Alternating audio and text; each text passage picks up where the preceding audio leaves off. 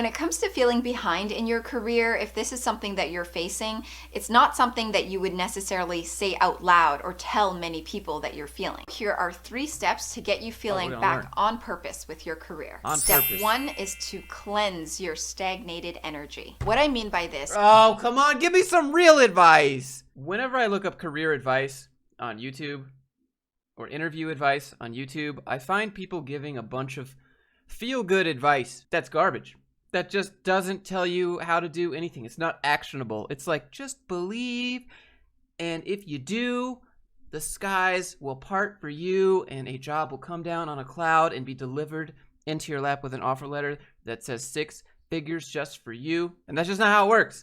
That's just not how it works. So today, I thought I would show you some of examples of what I would consider to be bad job advice that you could just totally ignore. If you go to YouTube right now and you type in career advice, unlock your authentic career. Like, what the hell does that mean? Best career advice, the best career advice, career and job advice. Everyone is an expert in giving career advice, but they all say the same thing, which is just, get really good at what you want to do and figure out what you want, and then you'll have everything you've wanted if you work hard.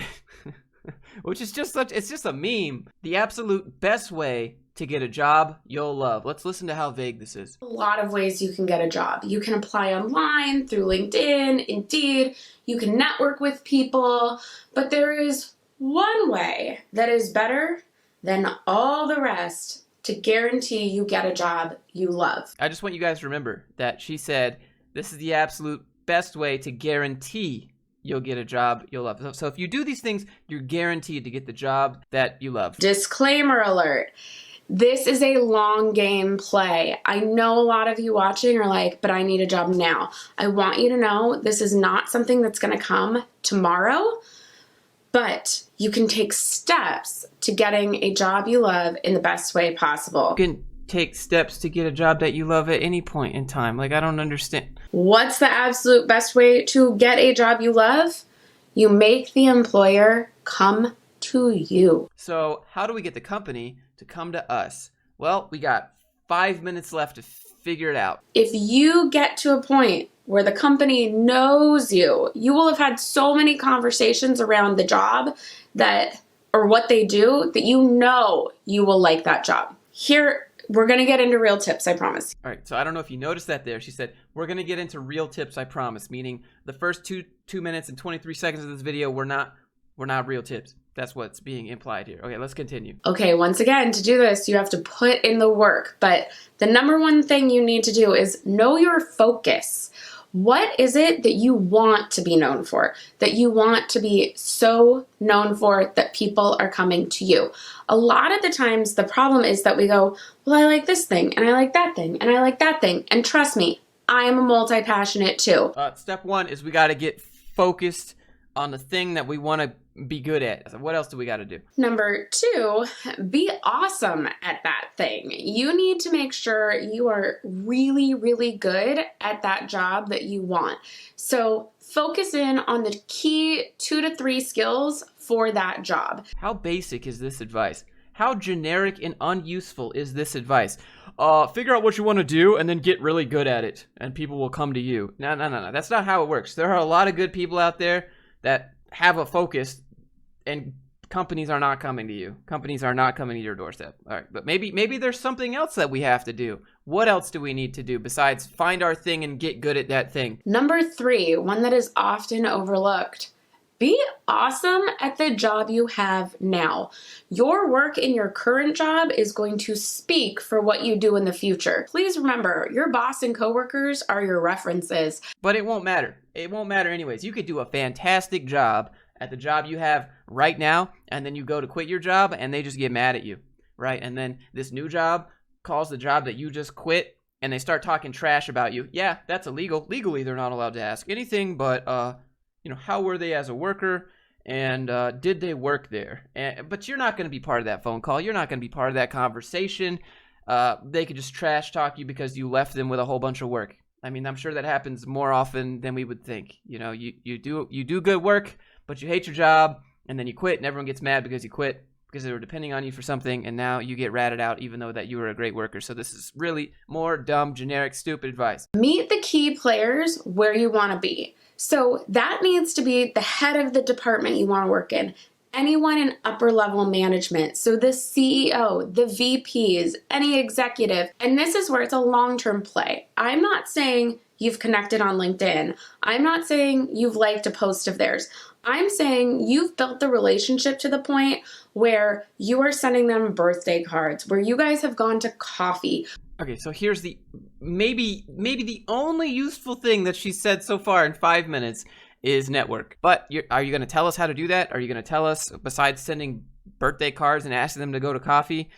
That's kind of weird to send a random CEO at a company that you want to work at a birthday card. Personally, I think that's weird, and I think that would look like brown nosing 101. I mean, I don't know.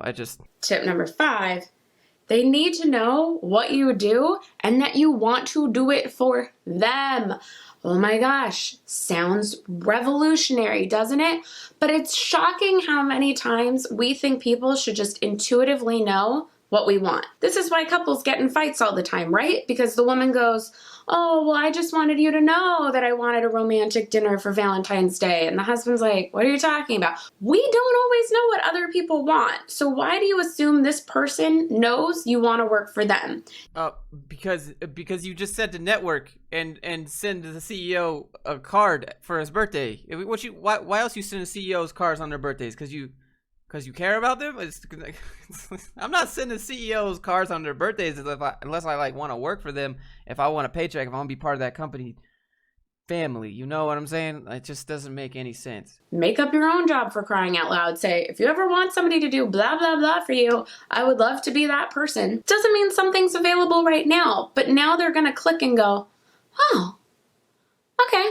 That's really good to know. That sort of thing happens. I have friends who have done this. Oh my God. Wow. I have confirmation bias because I know for a fact that it happened to someone that I know. Oh my gosh. So it must always work. That's what she said right at the beginning. Guarantee. If you do this, it's a guarantee. To guarantee you get a job you love. So here's another video. 4 job interview mistakes. I don't know what. I think that she interviews people and she gets to hire them and she just has a very large personal bias. I've recently been interviewing a ton of people and there's a couple of common themes that are coming up of what not to do in an interview. So I thought I would share them with you today. All right, so the first one's real practical and is going to sound really obvious. Don't chew gum. Don't chew gum or suck on a cough drop or a breath mint in an interview.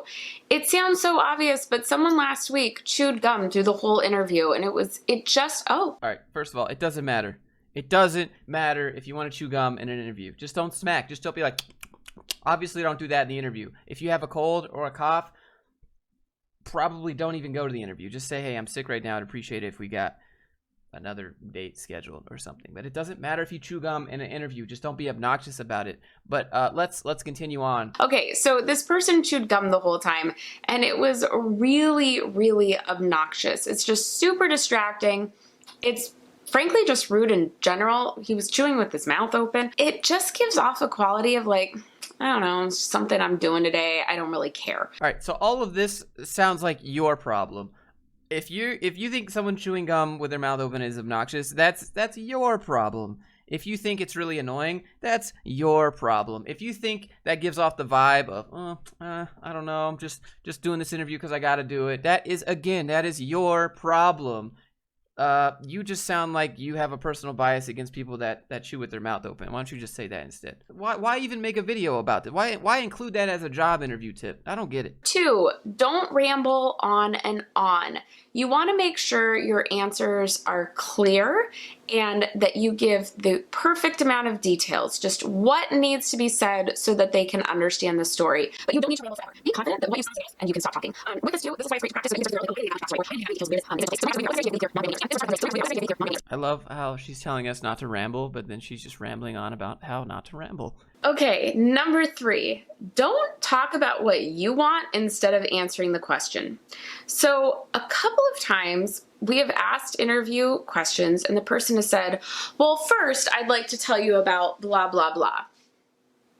No, if we wanted to know about blah, blah, blah, we would have asked you about it. No. Sorry, you are wrong. You are wrong, and you have an attitude that you need to adjust. If you ask someone a question and it requires background information, you should definitely say, in order for me to answer this interview question, I need to preface this with some background information. But no, according to her, you should never say that, and you should only answer. But it doesn't make sense. Everything in an interview requires context, and you should be able to give that context if they ask you a question. So for her to be like, no, never say anything other than the answer to the question is dumb and robotic. So you can ignore this advice. And maybe we're going to ask you about it later, and now you've already given us the answer. So just answer the question at hand and answer it clearly and just that question. Don't try and surmise or suppose from it, oh, I bet they're asking this because they really want to know this other thing.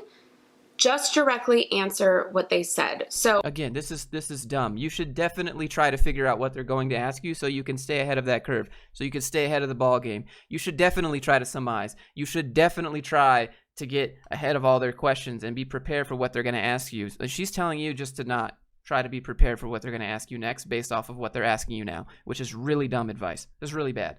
Okay, last, don't use the questions at the end simply as a way to talk more about yourself and why you should get the job. Yes, you should definitely use the questions at the end to leverage more information about yourself that they didn't ask you about, because you have to drive the interview too, and she's telling you to just sit back and just let them they ask the questions and you robotically just yes, no, yes, exactly. All right, can we move to the next steps? Because according to her, that's how an interview would go if you followed this advice, which I would recommend that you don't. At the end of the interview, you better ask questions like, oh, what would I be working on if I were to start here today? What is the team working on right now? What team would I be assigned to? Can I go meet them? Can I see what they're working on? Things like that. Those are the types of questions. I'm tired of seeing very generic, vague career advice on YouTube, and then take like 30 minutes to answer an actual career question. So if you guys have actual career questions that you'd like me to answer, I'll do like a whole video. Just leave them down in the comments. Anyways, guys, if you enjoyed the video, hit like, click subscribe if you haven't already. Click the little bell so you get notified, and I will see you guys in the next one. Have a good weekend.